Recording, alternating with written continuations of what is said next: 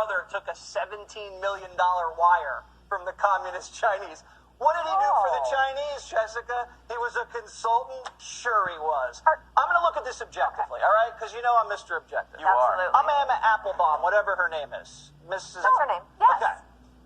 This story has international intrigue. It has Chinese spies. It has diamonds. It has prostitutes. It has impeachment.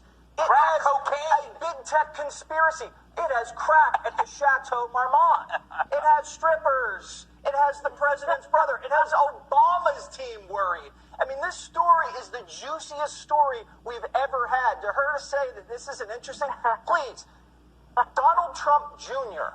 got heat for taking a meeting with a Russian. Hunter took a diamond from a Chinese guy.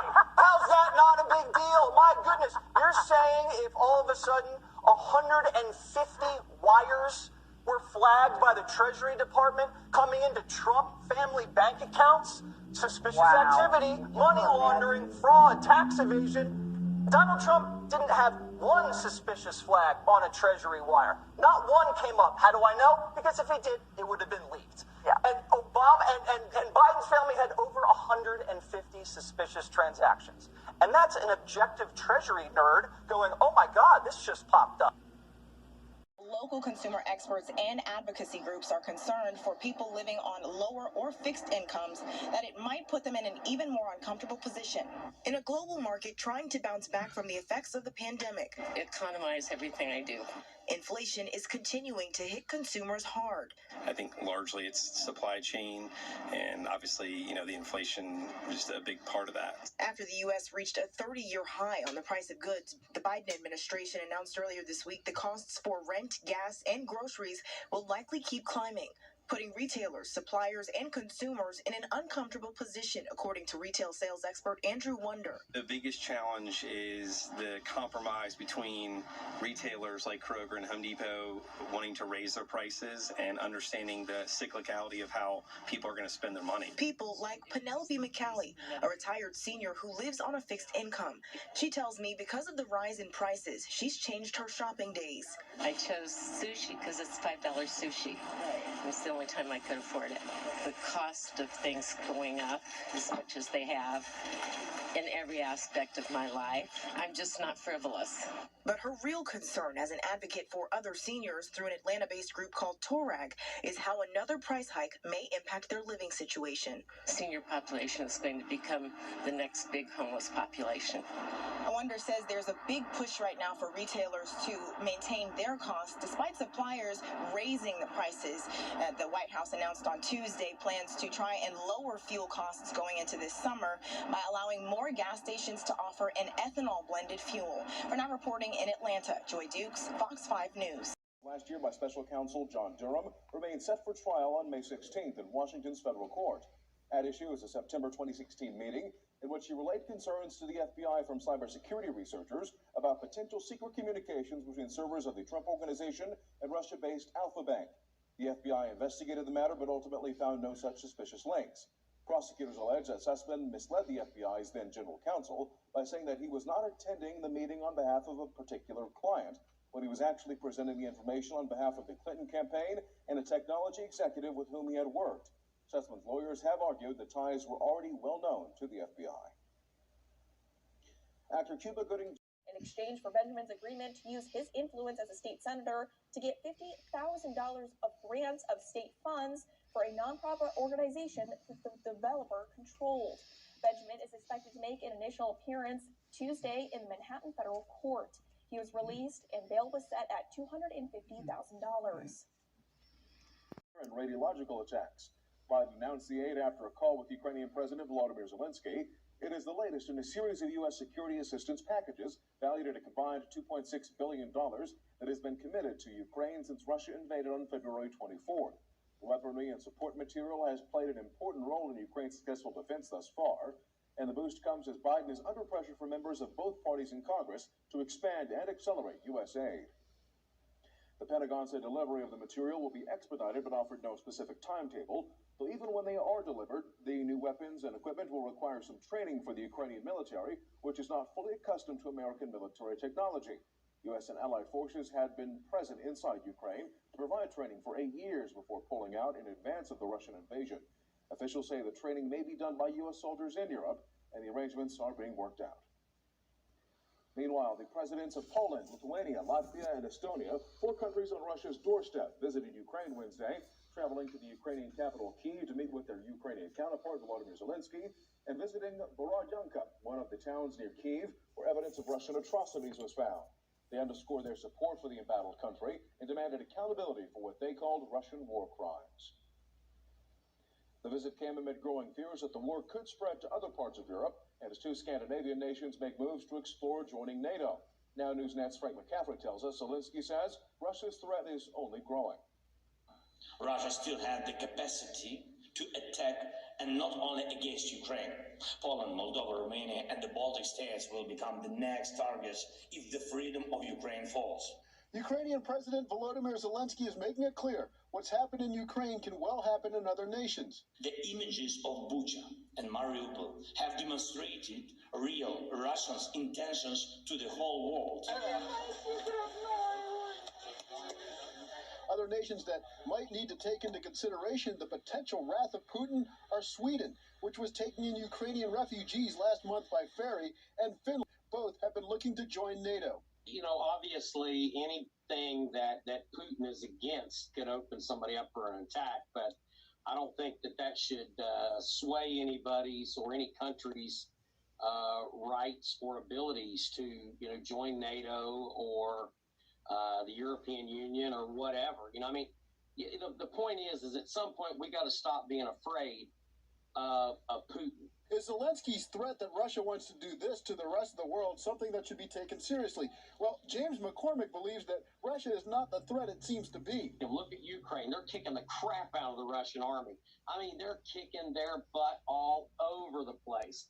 If I was a Russian soldier, First and 14th Amendments, former U.S. Senator David Perdue, who's challenging Kemp in the Republican primary, filed a similar suit last month. A judge ruled the leadership committee had to stop spending money from that fund for the moment. To Capitol Hill now, where the Supreme make ends meet by lowering taxes and creating good-paying jobs, easing the burden at the gas pump, giving parents more control of their kids' education, fighting to reduce crime.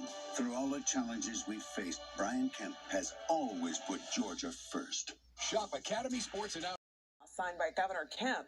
Abrams' campaign claims it gives Kemp early access to campaign funds and is suing to do the same. But U.S. District Judge Mark Cohen announced today that he can't rewrite state law. Instead, he suggested in court that she should have filed a lawsuit to prevent Kemp from gaining early access to those funds. A war of words tonight between the top 2. But our differences, they're our superpower. We built a company together to finance other small businesses and help them save and grow jobs. That's how we're going to grow Georgia's economy. That's make ends meet by lowering taxes and creating good-paying jobs, easing the burden at the gas pump, giving parents more control of their kids' education, fighting to reduce crime. Through all the challenges we've faced, Brian Kemp has always put Georgia first. Shop Academy Sports and Out. Local law enforcement and state lawmakers have denounced his comments. This is someone who is putting politics ahead of our law enforcement, and that is simply wrong. And David Perdue should be embarrassed. State Senator John Albers serves as the chairman of the Senate Public Safety Committee. He was one of 3 state lawmakers to publicly condemn former U.S. Senator David Perdue for comments Tuesday about the Georgia State Patrol and Governor Brian Kemp's leadership. It's not considered the elite group that it always was. When I was a kid growing up in Georgia, that's what all the county sheriffs, deputies, and everybody wanted to aspire to. They wanted to become a state patrol. This needs to be rebuilt. Perdue is challenging Kemp in the Republican primary for governor, and the sitting governor was quick to defend the GSP. I'm used to being attacked, especially by people that don't have their own record to talk about, but I'm not going to allow people to attack the Georgia State Patrol. They're elite men and women that have been serving serving our state admirably. Kemp pointed out the role state troopers have played in the state's new crime suppression unit and their work during the violent demonstrations of 2020. Perdue tried to clarify his comments, tweeting, "Our officers are strong, our governor is weak. We have fewer troopers today than when Kemp was elected." We requested data on staffing levels from the State Patrol, but they have not yet provided that information. Though during a hearing last July, a major told lawmakers they had just 760 troopers statewide, the lowest number he could ever recall. Perdue compared that to the state of North Carolina, which, according to their website, has 1,600 troopers. But Chairman Albers says that's something lawmakers have worked with the governor to try to address. We have continued to add new trooper schools, getting more incentives in order to retain and attract new troopers. The leadership from the colonel of the State Patrol to the governor and myself and others are working on that every day. I asked the State Patrol if a member of their leadership team could do an interview for this story, but they said there was no one available. At the state capitol, Claire Sims, Fox 5 News. With the what's left of her home. They stated that it clearly started on this end of the house. Came home to nothing, pretty much nothing.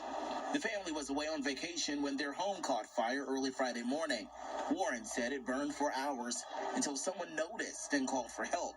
It's the home she shared with her 3 kids, ages 2, 4, and 7. That green blanket right there was actually my son's when he was first born. Clothes scorched, toys melted. Priceless memories gone. My 7-year-old saw it and he said, "Mom, I can see right through our house.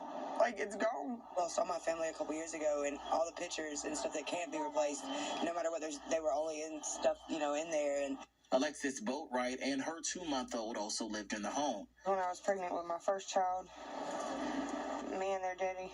Warren holds the only picture she could salvage. When I saw him, I couldn't do nothing but cry. Different images are posted around the neighborhood, this pointing towards an arson investigation. Officials say they haven't determined a cause, but haven't ruled anything out. I just hope that whoever did it pays for what they did. I get some kind of justice. As his family works to figure out just what's next, the scripture around her neck, Philippians 4:13, is her guide. He's the only thing that keeps me going daily, because if it wasn't for him, I wouldn't make it through a day. I don't know where to go with my kids. I don't know one day to the next. And these are actually the surveillance cameras this homeowner was hoping to put up. She wishes she had them up to hopefully catch whoever was responsible and just how this fire might have started. If you know anything, come forward. Eric Perry, Fox 5. Shooter is still on the loose. Good evening. I'm Russ Spencer. And I'm Courtney Bryant. It happened during morning rush hour as a train pulled into the 36th Street subway station in the Brooklyn neighborhood of Sunset Park. Police say a passenger wearing a gas mask opened fire, hitting multiple people on the train and platform. Authorities confirm at least 16 people were injured. Commuters helped passengers lying on the floor of the station. It was just like a scary moment, and everyone was packed in that little station getting out. It was very scary. It was like 9 or so, and we saw commotion, we saw cop cars pulling up, so we were concerned. Law enforcement says they are still trying to determine a motive, but the incident is not currently being investigated as an act of terrorism. President Biden weighed in on the shooting while speaking in Menlo, Iowa. The president praised the work of first responders and passengers who tried to save their fellow commuters. We're grateful for all the first responders who jumped into action, including civilians who didn't hesitate to help their fellow passenger and try to shield them. My team has been in touch with Mayor Adams and New York's police commissioner, and the Department of Justice and the FBI are working closely with the NYPD on the ground. We're going to continue to stay in close contact with New York authorities, and as we learn more about the situation over the coming hours and days. Police are still